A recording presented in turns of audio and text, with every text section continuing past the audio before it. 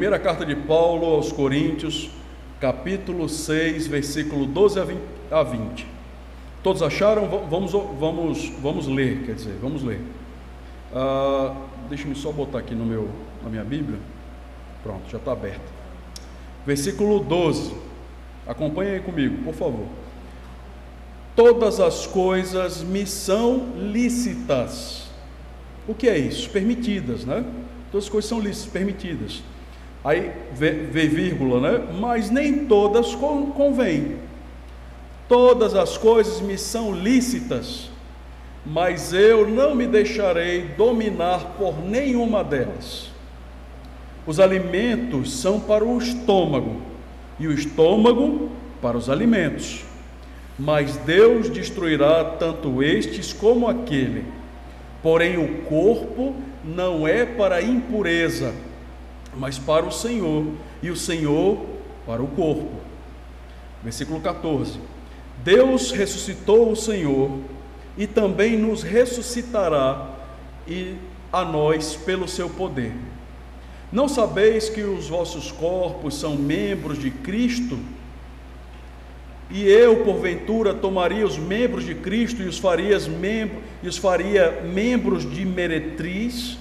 Absolutamente não. Ou não sabeis que o homem que se une à prostituta forma um só corpo com ela? Porque, como se diz, serão os dois uma só carne. Mas aquele que se une ao Senhor é um só espírito com ele. Verso 18. Fugir da impureza. Qualquer outro pecado que a pessoa cometer é fora do corpo, mas aquele que pratica a imoralidade peca contra o próprio corpo. Acaso não sabeis que o vosso corpo é santuário do Espírito Santo, que está em vós, o qual tendes da parte de Deus, e que não sois de vós mesmos, porque fostes comprados por preço? Agora, pois, glorificai a Deus no vosso corpo. Amém. Irmãos, nós estamos diante de um dos textos mais difíceis do Novo Testamento. Não só porque a sua mensagem é muito dura, mas porque é difícil, algumas passagens mesmo, alguns versículos são difíceis de entender. Vocês leram aí comigo. Mas a despeito de qualquer dificuldade, nós temos que aprender da Bíblia. O nosso papel aqui é esse, aprender mais sobre a Bíblia e a Palavra de Deus. E o título que eu dei para esse sermão é liberdade ou libertinagem. São duas coisas diferentes. Versículo 12 ao versículo 20. E existe uma frase, na nossa introdução, eu quero começar falando de uma frase que é muito comum e vocês já escutaram no mundo. É assim, a seguinte frase: o mundo muda, o mundo evolui, mas o ser humano continua o mesmo. É o que diz a sabedoria popular, né? O ditado popular. Os problemas apresentados pela igreja dos Coríntios nunca foram tão atuais. E a razão pela qual o homem não muda é a mesma desde Adão. Pastor, por que o homem continua o mesmo? Tudo evolui, né? Parece. A construção civil, a arquitetura, a medicina, né? A tecnologia, isso vai incrementando, vai evoluindo, melhorando, né? Mas o homem parece que não muda, né? Sempre foi rebelde, sempre vai ser. Sempre foi pecador, sempre vai ser. Sempre foi mal e vai continuar sendo. A gente vai continuar vendo maldade no mundo. E cada vez mais, cada vez piores as maldades. E a pergunta que eu faço para vocês é por quê? E a razão se explica desde Adão, é o pecado. O homem é pecador, herdou o pecado de Adão. Quando Adão pecou, nós estávamos lá em Adão, representados. Não se engane, se fosse você teria comido até 2 frutos, ou mais. Não tinha dado só uma mordida, né? Nós teríamos pecado se estivéssemos no lugar de Adão. Em Adão, nós pecamos. Ele foi o nosso primeiro representante. Ele era o pai da humanidade, o primeiro homem, da qual todos os outros viriam. Então nós estávamos em Adão, quando Adão pecou. Por isso que quando Adão pecou, todos pecaram. E pelo pecado entrou o que no mundo? A morte. E porque todos pecaram, agora o salário do pecado é a morte. É a morte. Física e espiritual. Bom, então, esse é o problema de Adão. E para que nós, irmãos, possamos compreender bem o que Paulo estava escrevendo aqui aos Coríntios, nós devemos entender de maneira clara algumas características da igreja dos Coríntios, da cidade de Corinto. O seu contexto social e também o seu contexto cultural. Nós precisamos entender bem esse contexto no qual a igreja se encontrava. Eu vou tentar resumir essa parte introdutória para não ficar muito longa, mas aqui tem umas 5, 6 páginas. Vou tentar resumir. Em primeiro lugar, a igreja de Corinto era marcada pela imaturidade espiritual. A igreja de Corinto era considerada por Paulo uma igreja imatura. Eles eram imaturos espiritualmente falando. Eles eram, é verdade, Paulo vai dizer no capítulo 1, ali no começo, que eles eram abençoados com diversos dons. Eles eram cheios de dons espirituais. E eles manifestavam essa característica dos dons, principalmente com a manifestação do dom de línguas. Eles achavam que eram maduros porque exerciam esses dons, porque falavam em línguas. Mas eles se esqueciam de mostrar que a verdadeira santidade e maturidade vem através de uma vida santa, afastada do pecado e voltada para Deus. Não através só da frequência que eu uso o dom de línguas, por exemplo. Eles se esqueciam disso. A imaturidade dos coríntios é ressaltada na carta. Paulo cita a imaturidade deles por diversas vezes. Paulo diz que eles são carnais, que Paulo deu leite para beber, mas eles já deveriam comer carne, mas eles não podem receber carne de Paulo. Carne é o quê? É o conteúdo, é a substância, né? O conteúdo mais profundo da palavra de Deus, é a carne.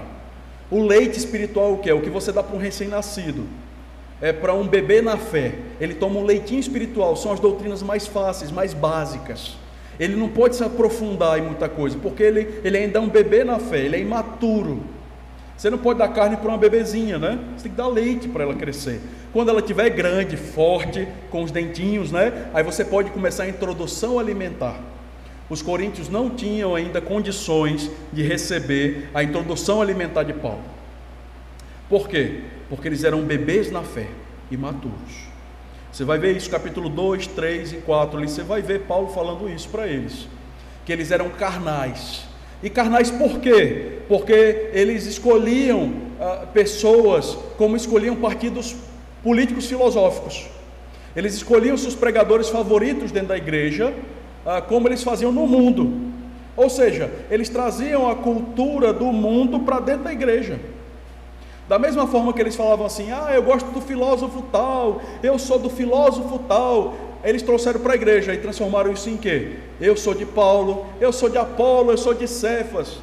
E tinha um grupo dos espirituais, né? Eu sou de Cristo, né? Que talvez esse era o pior, era o mais arrogante deles. Bom, então a igreja de Corinto tinha esses comportamentos, irmãos. Eles eram imaturos na fé. Eles eram imaturos espiritualmente falando, eles eram carnais, porque eles deixavam o mundo entrar na igreja, eles não levavam a mensagem da igreja para o mundo, não, eles deixavam o mundo entrar na igreja. Isso é característica de uma igreja carnal, e Paulo vai dizer isso tudo nos primeiros 4 capítulos da carta. Então, nós devemos saber isso quando nós lemos esse texto aqui do capítulo 6, 12 a 20. Outra característica inicial, que eu até já falei, né, que a imaturidade dos coríntios era revelada pela sua carnalidade. Não só porque eles escolhiam seus preferidos dentro da igreja, como, quer ver outro comportamento que eles tinham carnal, que é comum no mundo? Que um jovem dentro da igreja tendo relacionamento, capítulo 5, com a esposa do seu pai. O que é ser mais carnal do que isso, irmãos? Esse jovem estava comportando, Paulo diz que não tem, ele não sabe de casos assim fora da igreja. Aquele jovem estava cometendo uma imoralidade tão grande, que Paulo diz que nunca viu isso nem fora da igreja. Um jovem, um filho, se relacionar com a mulher, a madrasta, né, não a mãe, a mulher do seu pai. Irmãos, um pecado terrível, algo assombroso, e nós já estudamos isso no capítulo 5. Mas também é carnalidade da igreja, porque a igreja não corrigia aquele jovem, não exortava aquele jovem, não expulsava dentre eles o malfeitor, como Paulo aconselha. O que a igreja fazia? A igreja mostrava toda a sua soberba e a sua carnalidade. O que eles faziam? Eles batiam no peito e falavam assim: nós somos a igreja do amor, nós aceitamos o jovem em pecado, ninguém aqui briga com ele, pecadores, nós aceitamos vocês aqui. Realmente toda a igreja deve aceitar os pecadores, venha como você está, cheio de pecado, mas você não deve ficar na igreja cheio de pecados. E a igreja de Corinto se orgulhava de aceitar no meio deles um jovem nessa condição. Paulo diz para eles: não é boa a vossa jactância, não é bom o vosso orgulho em aceitar essas coisas e não tomar nenhuma atitude em relação a esse jovem. Não é bom esse comportamento de vocês, isso mostra que vocês são carnais. É a conclusão que a gente chega. Então, isso era comum na vida da igreja de Corinto. Outra questão que mostra a carnalidade dos coríntios, quem sabe dizer o capítulo 6, no início, né, versículo 1 a 11, tinha irmão dentro da igreja botando outro irmão perante a justiça dos ímpios, processando, por causa de questões financeiras. A gente não sabe qual é o valor que um devia ao outro, ou se um tomou um terreno do outro, a gente não sabe, mas eles estavam com problemas financeiros ali, um irmão com relação a outro irmão, e o irmão não resolveu isso dentro da igreja, entre os salvos. Ele levou esse problema para juízes do lado de fora da igreja, que não fazem parte da igreja, julgar essa causa. Isso mostra a imaturidade dos coríntios e a sua carnalidade.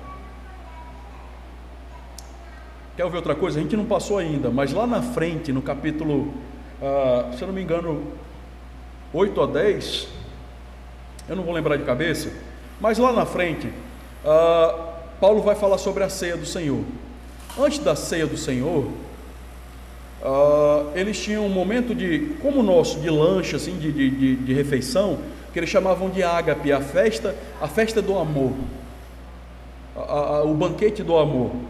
E eles se reuniam para comer antes da ceia, para jantar. E eles se comportavam de maneira que os que chegavam primeiro comiam toda a comida, e os irmãos que chegavam depois ficavam com fome. E alguns, irmã Désia, se embriagavam na ceia.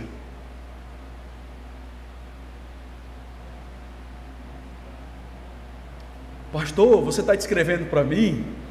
É uma loucura. Isso não é uma igreja, pastor. Isso é um grupo de loucos. Pastor, você está descrevendo para mim um clube de futebol, sei lá o que, um clube, não é uma igreja. Mas, irmãos, era a igreja da cidade de Corinto. Duro, né? Isso mostra o que para nós?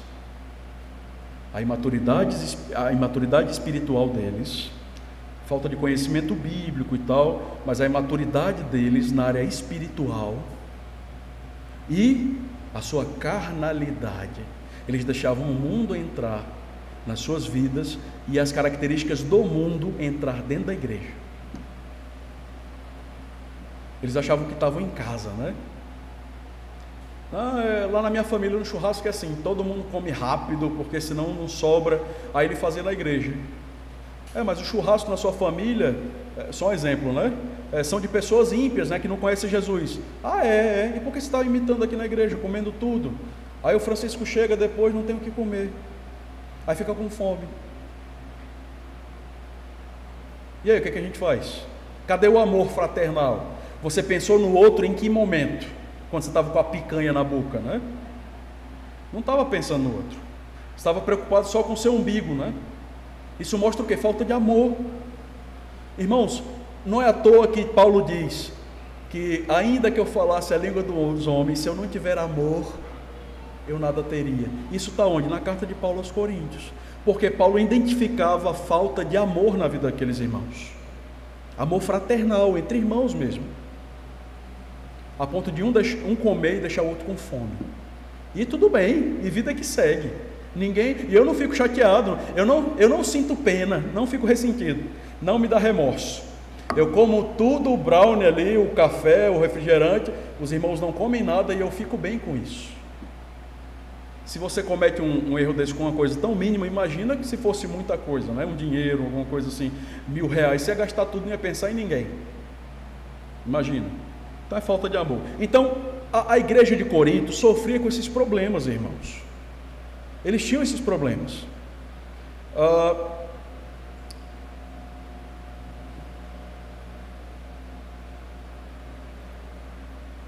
E quando nós lemos esse texto aí, versículo 12 a 20, né? Vejam o versículo 13, notem aí comigo, o verso 13. Como se não bastasse tudo que eu falei para vocês, todos os problemas que nós narramos aqui, como se não bastasse isso tudo, veja aí no versículo 13, a igreja ainda tinha outros problemas. No final do versículo 13, quando Paulo fala assim, ó, porém o corpo não é para impureza. O que é impureza? Essa palavra aqui, impureza, do grego, é de onde deriva a palavra porneia, de onde vem a nossa palavra no português, pornografia. O que é isso, pastor? É todo tipo de imoralidade, todo tipo de pecados que envolvem a imoralidade sexual, todos eles. Traição, adultério, né? Traição, sexo, relacionamento sexual fora dos limites do casamento, o homem que consome pornografia, a mulher que consome pornografia no celular, no computador, isso está aqui.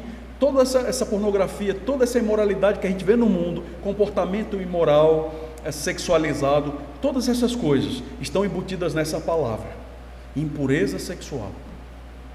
Então Paulo aqui vai falar sobre isso. Notem o versículo 18, no início do versículo: fugir da porneia, da impureza. E a palavra grega é justamente essa, tá bom? Não se assustem não. A palavra grega é essa, porneias. Porneia, de onde deriva a nossa palavra portuguesa, pornografia, né? Que é tudo que é imoral, todo comportamento sexual que é imoral, que é não permitido por Deus, que está fora dos limites, por exemplo, do casamento.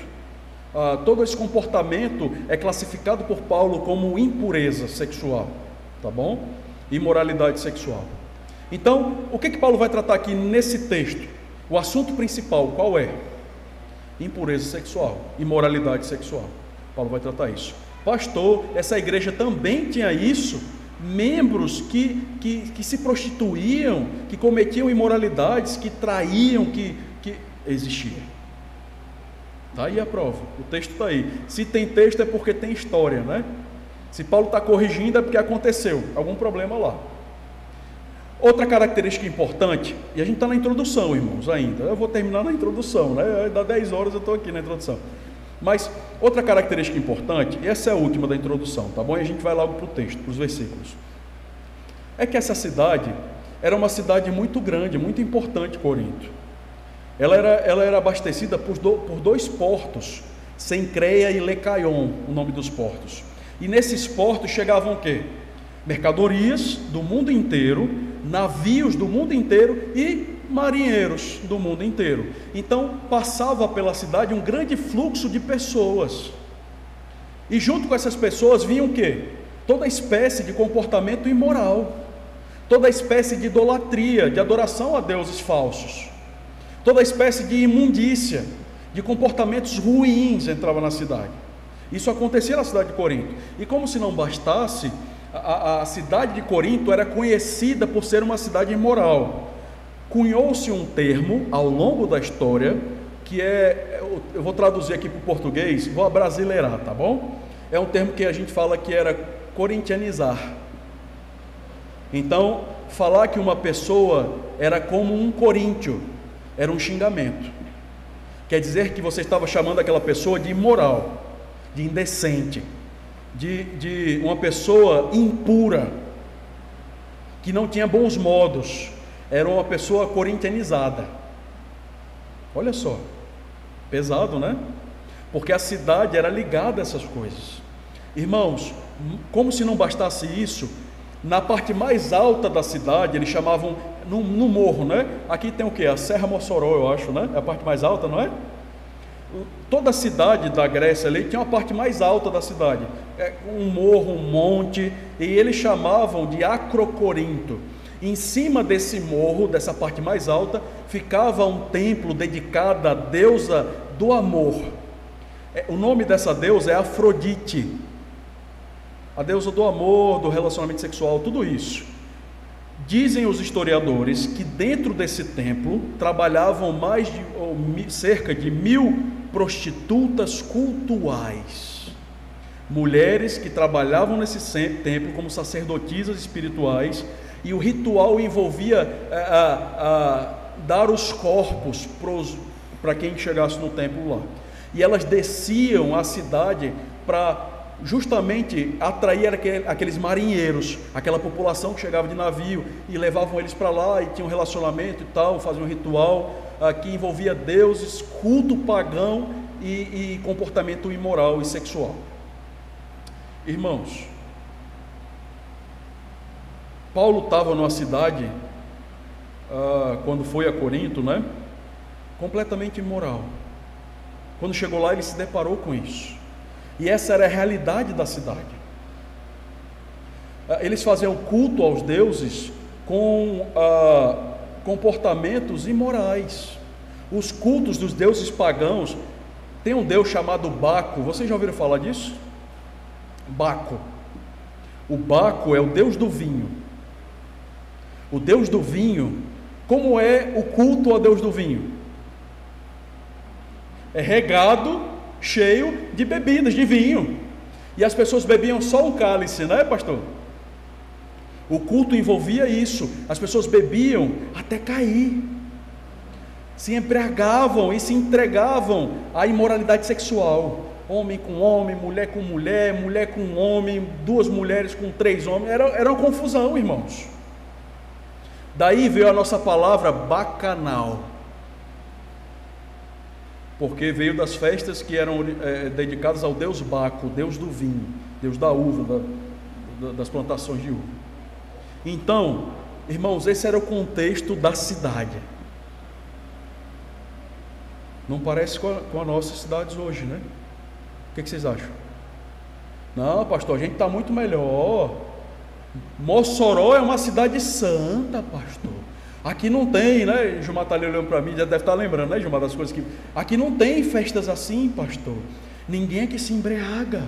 Ninguém aqui, pastor, se entrega à imoralidade sexual. Irmãos, todo domingo que eu volto do culto, eu passo num bar, ali perto de um sinal, vocês sabem onde eu estou falando, que está lotado. Na igreja, eu falo para eles, na igreja tem 5 gatos pingados, mas o bar está saindo gente pela grade, e as pessoas bebendo até cair, e cantando alto, e beijando, e 1, 2, 3 juntos ao mesmo tempo, e a gente passa lá e a gente vê essas coisas, e o som, ó, bum, bum, bum, derrubando a porta do carro. Irmãos, nós não estamos muito distante dessa realidade aqui. Não pense você que isso é coisa do passado. As nossas igrejas estão em um mundo completamente imoral.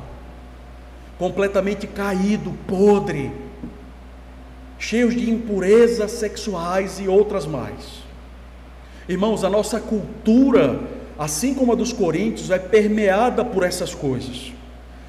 Nós temos coisas imorais e comportamentos distantes de Deus, entranhados na nossa sociedade, irmãos, na nossa cultura. As nossas crianças estão aprendendo isso cada vez mais. As músicas, o que é a música brasileira hoje, irmãos? Quem é a referência de música brasileira hoje? Eu não vou dizer para não ser processado, que isso vai para o YouTube. Eu não tenho dinheiro para pagar o processo. Se me processarem, eu estou frito. Eu vou ser preso, porque eu não tenho R$1 para pagar processo. Mas me digam aí, os artistas referências do Brasil, lá no exterior e aqui dentro, são artistas que cantam músicas bonitas, né? É o artista que canta Aquarela, né? Numa folha, é esse? Não, não é. Qual é a referência? É aquela outra lá que dança, né? Que balança tudo, né? Pois é. Irmãos, essa é a nossa cultura. As nossas crianças, jovens, estão crescendo vendo essas coisas. Jogadores de futebol traindo as suas esposas, sendo presos por isso. E crianças, adolescentes são fãs desses homens. Irmãos, nós não temos nada a perder. Nossa vida hoje, nossa cultura, para a cultura e a vida na cidade de Corinto, nada. Nós não ficamos atrás. O Brasil não fica 1 centímetro atrás na imoralidade, quando falamos, né, dizendo a respeito da imoralidade com relação à igreja de Corinto, ou a cidade de Corinto. Nós não ficamos 1 metro atrás. Está assim, ó, como é que diz? Parelho, né? Tá nivelado. Então não pense que isso acontecia só antigamente. Talvez hoje a gente não tenha idolatria a deuses como tinha antigamente, mas nós temos festas que jovens bebem até cair. Mulheres contam, irmãos, mulheres contam, e homens também, para vergonha de todos, eu digo isso.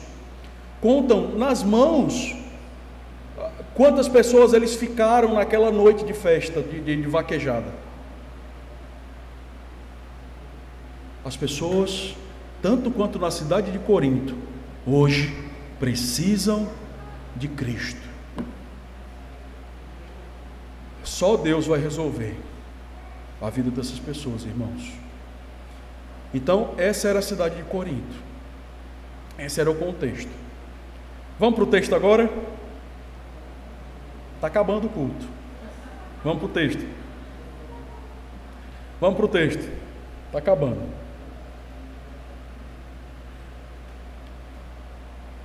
E aí, a igreja de Corinto tinha alguns lemas. O que é um lema, Francisco? Sabe dizer? Eu vivo com um lema. Pode falar alto. Não, um lema. Um lema é um slogan, é um ditado. O Francisco, por exemplo, tem um ditado na vida dele que ele segue. Ele fala assim, só um exemplo, Francisco. O Francisco fala assim: eu vivo a vida um dia de cada vez. Quer dizer o quê? Que o Francisco é um cara que não se preocupa muito com amanhã. Ele vive cada dia de cada vez, devagarinho, né, Francisco? Planejando o dia, não planeja muito lá o próximo ano e tal. É um cara, né, sossegado assim, né, tranquilo. Então, digamos que esse fosse o lema seu, né? Entenderam agora? Quais eram os lemas dos crentes em Corinto? Quais eram os lemas? Vou ler para vocês, Paulo escreveu aqui. Primeiro deles, versículo 12, 1 Coríntios 6,12. Primeiro lema: todas as coisas me são lícitas. Começou mal, hein? Os coríntios tinham esse lema: todas as coisas são permitidas. Eu posso todas as coisas, Paulo. Eu sou crente em Cristo agora, que Cristo me livrou, eu tenho a liberdade cristã, então eu posso tudo. Será que está certo isso, hein? Aí Paulo fala, né? Mas nem todas convém.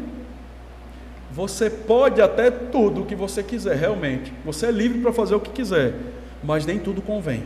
Eu vou lembrar meu pai aqui. Meu pai cresceu me falando assim, né? Poder você pode, mas não deve fazer isso. Pai, quero ir em tal lugar. Querer, você pode querer e você pode ir. Você é livre. Mas será que você deve fazer isso? Aí eu, como sempre fui medroso, aí botava uma interrogação desse tamanho na minha cabeça, e agora? É melhor obedecer o meu pai, né? Do que me dar mal. Eu já evitei muita coisa na minha vida porque eu decidi obedecer meu pai e minha mãe, senão eu tinha me dado mal. Mas é isso a pergunta de Paulo aqui. Então os coríntios falavam, né? A frase de Paulo aqui, os coríntios falavam assim: todas as coisas me são lícitas. Aí Paulo responde: mas nem todas convêm. Eles falavam: todas as coisas me são lícitas. Aí Paulo diz: mas eu não me deixarei dominar por nenhuma delas. Qual era a frase da vida dos coríntios? Era essa aqui: tudo me é lícito, eu posso tudo. Parece o brasileiro, né? Deixa a vida me levar, né? É proibido proibir. Irmãos, nós achamos homens que são gêmeos dos brasileiros, né? Parece que eu estou lendo a frase de um brasileiro: eu posso tudo, eu me permito todas as coisas. É mesmo? Puxa, que bonito. Você ouvir isso de um ímpio, você até releva, mas ouvir isso da igreja, dos crentes, irmãos, está ruim a coisa, né? Vamos continuar lendo aqui, vamos ver se a gente descobre outra coisa. Então eles falavam, né? Todas as coisas me são lícitas, e Paulo respondeu: mas nem todas convêm. Todas as coisas me são lícitas, mas eu não me deixarei dominar por nenhuma delas. Versículo 12. Então os coríntios tinham essa lei: é proibido proibir, eu posso todas as coisas, eu posso fazer todas essas coisas. Irmãos, os coríntios tinham um problema grande na vida deles. Eles não entendiam que a liberdade cristã não é uma liberdade que permite com que você se comporte de qualquer maneira e faça qualquer coisa. Pastor, Cristo me libertou. Sim, Cristo me libertou do império das trevas. Claro. Cristo me libertou da escravidão do pecado. Obviamente, sim. Você não é mais escravo do pecado, você é livre em Cristo. E agora você pode fazer todas as coisas com a sua consciência tranquila e fazer essas coisas dedicadas a Deus. Porque antes você não podia fazer essas coisas, qualquer coisa da sua vida dedicada a Deus, porque você era um pecador caído e você precisava ser salvo por Deus. Agora que você é salvo, você pode, com o poder do Espírito Santo que habita em você, glorificar a Deus com a sua vida, com o seu comportamento, com as suas escolhas. Antes você não podia. Todas as coisas que você fazia eram manchadas pelo pecado. Agora você pode escolher não pecar, porque você tem uma nova natureza dentro de você. Você é um novo homem, uma nova mulher. Você vestiu uma nova roupa, limpa, santa, pura, sem pecado. E foi Deus quem te deu isso. Tá bom?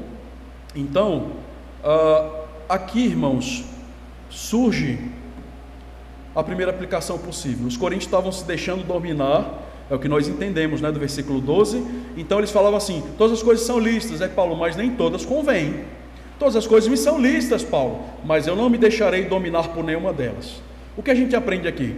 Que os coríntios estavam se deixando dominar por coisas que não deveriam. Eles estavam se deixando dominar por coisas que eles não deveriam se deixar dominar. Essas coisas, esses comportamentos estavam tomando o lugar de Deus na vida deles. Eles estavam, olha essa palavra, eles estavam sendo dominados pelos seus desejos, pelos seus impulsos, pelos pecados, pelo seu coração. E eles não deveriam se deixar dominar por essas coisas. Não deveriam. A primeira aplicação possível é que o crente, irmãos, é alguém que não se deixa dominar pelas coisas. Não se deixa. O crente é alguém que deve viver uma vida com domínio próprio. Esse está na lista do dom do Espírito ali, né? Que é amor, paz, longanimidade, mansidão, domínio próprio. O crente tem domínio próprio da sua vida. Ele tem autodomínio. Ele não se descontrola. Ele não se deixa dominar por outras coisas ou outras pessoas. Ele não se deixa influenciar por coisas e pessoas a ponto de deixar a sua realidade de crente cair em pecado profundo. Ele não deve deixar isso acontecer.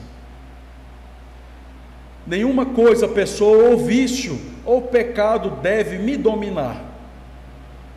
O crente não deve se deixar dominar. Esse é um bom ponto para saber o que é pecado e o que não é, o que eu devo ou não fazer com a minha liberdade cristã. Eu sou livre em Cristo? Sim, mas nós devemos nos perguntar sempre: isso irá me dominar? Irmãos, prestem bem atenção. Diante de uma dificuldade, ou diante de algo que surge na sua vida, uma oportunidade qualquer, envolva ela um pecado ou não, qual é a pergunta que você tem que se fazer? A primeira pergunta: isso vai me dominar? Vou dar um exemplo bobo aqui, bem simples. Pastor, eu quero comprar um carro. Pastor, é o carro dos meus sonhos. Eu sempre quis aquele Fusquinha, pastor. Cuidar, eu quero mexer na mecânica, eu quero botar aquela calota branca em volta da roda, eu quero fazer um banco de couro, botar um motor novo, eu quero cuidar disso, vai ser o meu hobby, vai ser a minha diversão. Poxa, irmão, muito legal. Me chame um dia para mexer com você no motor, né? Eu gosto também. Mas qual a pergunta que você tem que se fazer antes de comprar o Fusquinha? O problema não está em comprar o Fusquinha. O problema está em quê? Na pergunta que você deve fazer. Qual é? Será que isso vai me dominar? Esse hobby, esse novo estilo de vida vai me dominar? Vai virar uma idolatria? Isso vai tomar o meu coração, encher o meu coração e minha cabeça, a ponto que eu não vou lembrar mais de ir para a igreja, eu não vou lembrar mais de louvar a Deus, de fazer o devocional, de ler a minha Bíblia em casa, porque eu estou ocupado pensando no Fusquinha. Eu falei que era um exemplo simples, né? Vamos partir para exemplos mais complexos. Você deve se perguntar: isso que eu estou fazendo, estou gostando de fazer, isso está me dominando? Por exemplo, relacionamentos. O jovem pode perguntar para si mesmo e para Deus: Deus, eu tenho um namorado, eu tenho uma namorada. Será que esse namoro está me dominando a ponto de eu substituir Deus na minha vida pela minha namorada?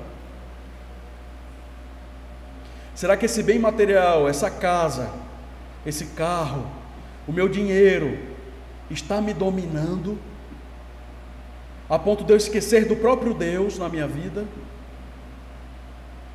Você pode todas as coisas, mas nem todas convêm. Você pode todas as coisas, mas você não deve se deixar dominar por nenhuma delas.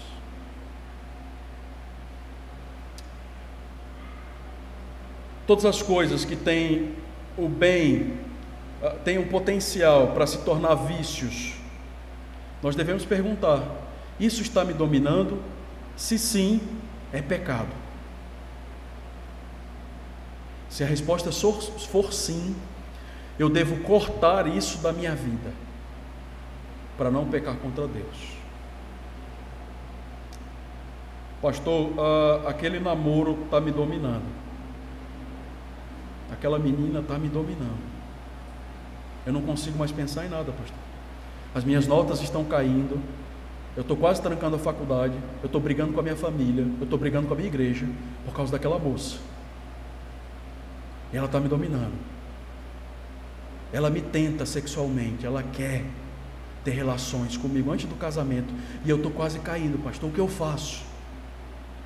Resposta: corte da sua vida. Corte, ligeiro, rápido, para ontem. Termine esse namoro porque você vai pecar contra Deus. Vai pecar.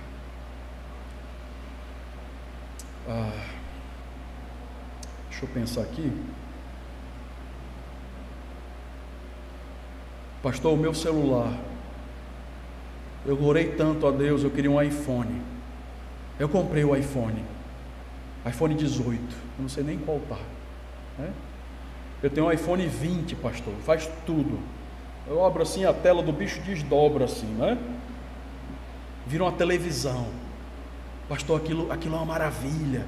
A tela em full high definition, né? Full HD, linda, linda, linda. 8K de resolução. Puxa. Aquele celular novo está te dominando, está tirando o seu tempo de devocional com Deus, o seu tempo a sós com Deus. Pastor, tem uns 3 meses que eu não faço, que eu não leio a Bíblia, porque eu estou ocupado de noite mexendo no celular. Jogue isso fora, venda, se desfaça disso, para não pecar contra Deus. Pastor, além disso, o celular está servindo para eu ver imoralidades no celular. Eu faço parte de grupos no WhatsApp que me mandam mensagens, fotos, vídeos imorais, vídeos de conteúdo sexual, que eu não deveria estar vendo. Eu vejo coisas na internet, pastor, no computador, que eu não poderia ver. Eu sei que é pecado, mas essas coisas estão me dominando, pastor. O que eu faço? Resposta: jogue no mato. Se livre disso, para não pecar contra Deus. Não deixe essas coisas te dominar. É o conselho de Paulo aos Coríntios aqui. Eu não me deixarei dominar por nenhuma delas. Você pode ter um computador? Posso, é lícito. Você pode ter um celular? Pode, o que você quiser. iPhone 20, Samsung 14, sei lá qual é o modelo que tem. Você pode ter o que você quiser. Computador, o que você quiser. Mas não se deixe dominar por essas coisas. Você trabalha para ganhar dinheiro? Muito bem, trabalhe para ganhar o seu dinheiro, o seu sustento, é honesto. Nós devemos fazer isso. Pastor, mas eu amo tanto o meu dinheiro que eu tenho pena de gastar, pastor. A mulher pede R$30 para fazer a unha, eu acho que ela está me ofendendo. Eu me sinto ofendido com o pedido dela. Não é um pedido para mim, ela está me agredindo. Era melhor que me desse um soco do que pedir o meu dinheiro. Cuidado para não se deixar dominar. Bom, tem um ditado que diz que o problema do pastor são 3, né? Eu vou falar não só do pastor, mas de todos os homens, do ser humano em geral, mas aqui mais voltado para os homens, né? Mulher, dinheiro e bebida. Claro, os pastores, né? Dizem até que a barra de ouro, a barra da saia e o conhaque São João da Barra, né? O pessoal fala isso.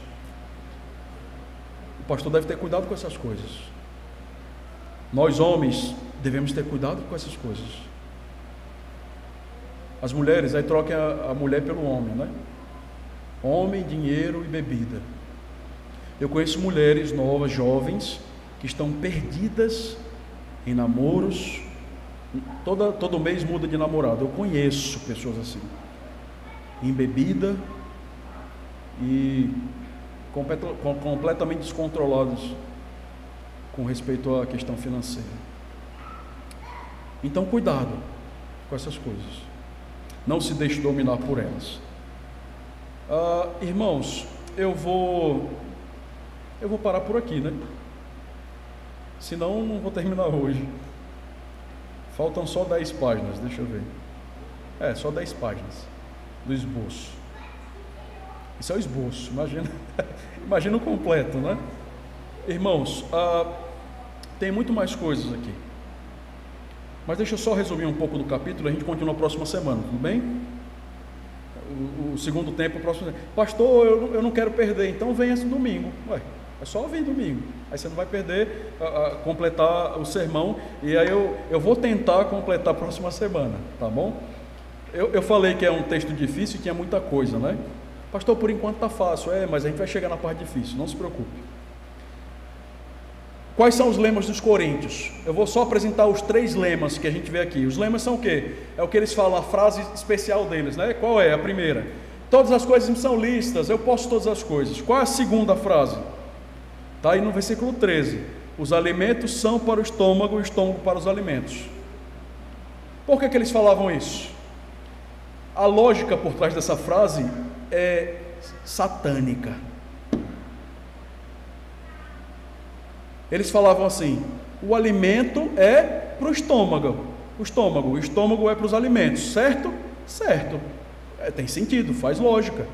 Se eu estou com fome, eu vou lá e como, e a comida vai para o estômago é para os alimentos para o estômago, ok. Aí eles usavam essa mesma lógica para a relação sexual impura. Então, se quando eu tenho fome, eu vou lá e como alguma coisa e mato a fome, quando eu tenho um desejo sexual, eu vou lá e mato o desejo sexual. É uma coisa natural como a fome. É tão natural como sentir fome, sentir desejo sexual. Então como eu posso comer qualquer coisa a qualquer hora, eu posso matar o meu impulso sexual, a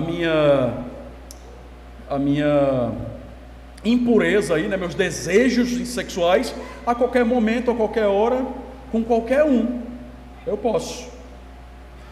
Vale lembrar que os impulsos sexuais aqui, essa imoralidade, a impureza que Paulo fala, são relacionamentos não legítimos, ou seja, fora do casamento, ou de pessoas que ainda não são casadas.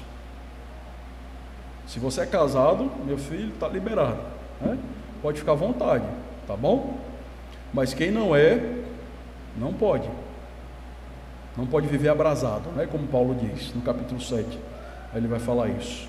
Bom, a outra frase é essa. Então, o outro slogan dos coríntios, outro lema era esse: os alimentos são para o estômago para os alimentos, então, portanto, a relação sexual é para o corpo é para a relação sexual, e eu posso satisfazer os meus desejos. Aí Paulo vai dizer: meu filho, não, irmãos, vocês estão errados, negativo. Paulo vai dizer o quê? Porém, o corpo não é para a impureza, mas para o Senhor, e o Senhor para o corpo. A gente vai entender isso melhor na próxima semana. Qual é outro lema dos coríntios, pastor? Qual é? Lá no versículo...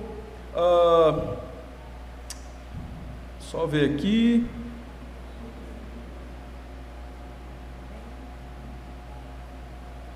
Me perdoem, irmãos, que eu estou... aqui.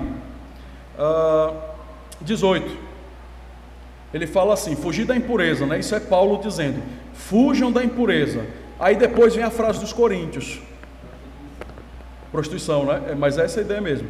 A palavra aí no grego, irmão, é porneia, de onde deriva a nossa pornografia. Toda espécie de impureza imoral, prostituição, tudo isso que envolve imoralidade sexual, tá bom? Todos esses pecados que você já deve imaginar quais são. Então, depois dessa frase, fugir da impureza, veja aí: qualquer outro pecado que a pessoa cometer fora do corpo. Então esse era o outro lema da igreja de Corinto.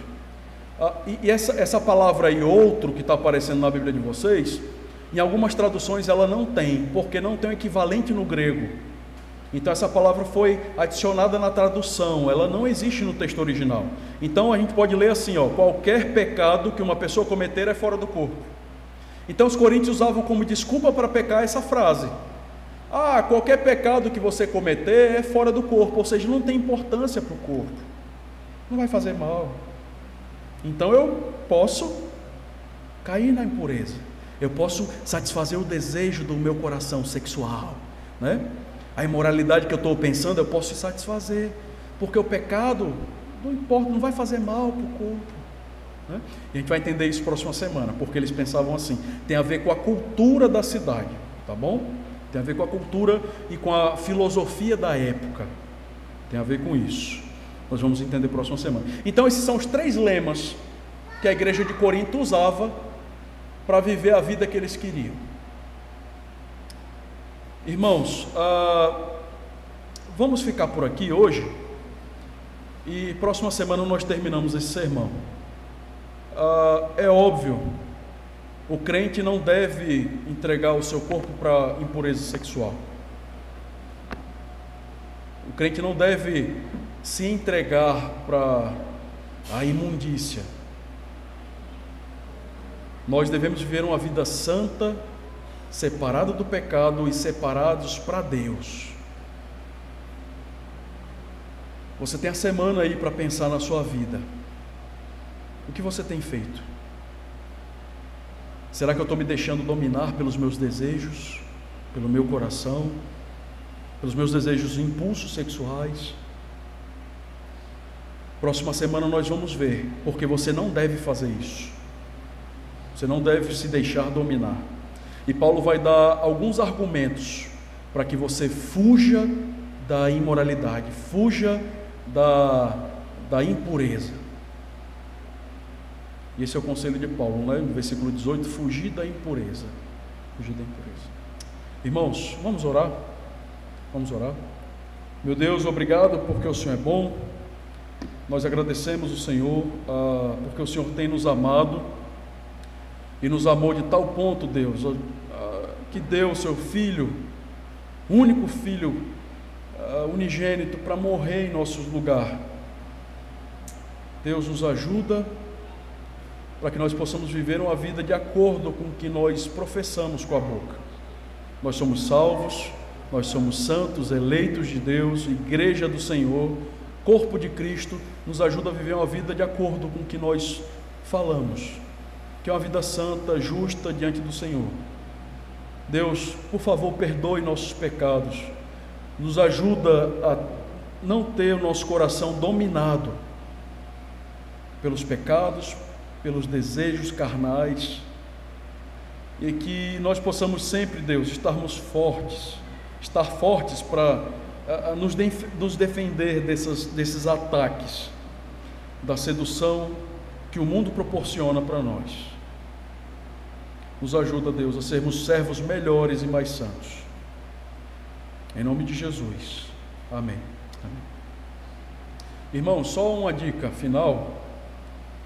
Você quer aprender um pouco sobre impureza, santidade? Leiam os puritanos. Leiam os puritanos.